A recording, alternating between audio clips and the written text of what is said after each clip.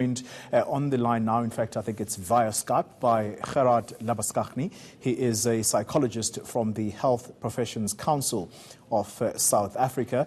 Mr. Labuschagne, thank you very much for your time. Talk to me about what goes on in the minds of pupils, or should we say young people, particularly when they act in a group environment. What in the world has gone wrong here? Yeah, of course, it's difficult to ultimately say exactly what was going on through these young boys' minds without having done some kind of a background assessment of them. But we do know that when people are in groups, they tend to behave differently than they might have behaved as individuals.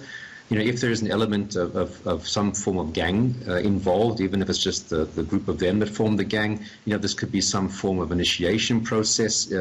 So it's really difficult to give you a final ultimate answer. But I think, you know, definitely if they themselves were school children, it would be very interesting to find out what was going on at the schools that they attended themselves, to find out, you know, it would be very surprising if this was the first behavioral problems that anybody has noticed. And it comes back to the question, are our schools or our teachers equipped to be able to pick up when kids are exhibiting behavioral problems, and of course to know how to intervene to detract that person from that particular pathway. You know, it's interesting that you're saying what you're saying, Gerard, because I'm trying to think now what is going on in their minds after what has happened. Is it possibly dawning to them that we've actually done something that is very wrong here? Yeah, I mean, again, we'd have to sort of speculate. We'd hope to think so, because if they don't have that kind of a reaction now, then one really has to wonder what type of personality are we dealing with.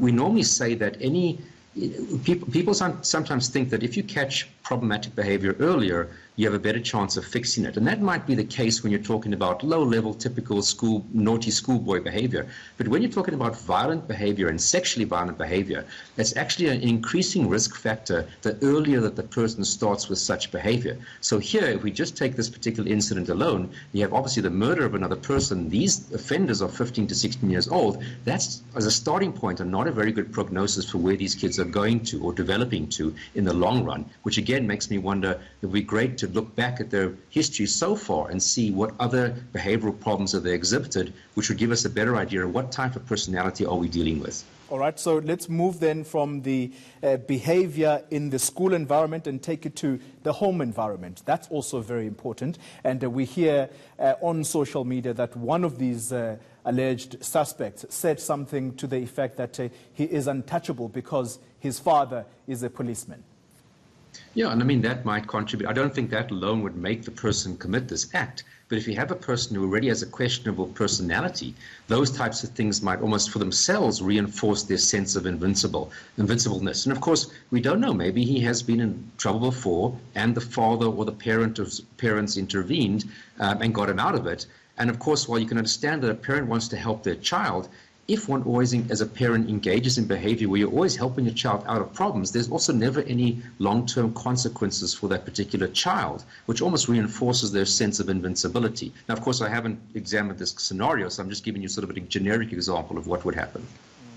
Just finally, Gerard, talk to us about that community and how it is likely to cope with this incident, because this is something that has been very public, given that the images of this child as he was being murdered, it does appear that we've lost Gerard and that particular Skype line, all right? That was Gerard Labuschagne, a psychologist, and he is with the Health Professions Council.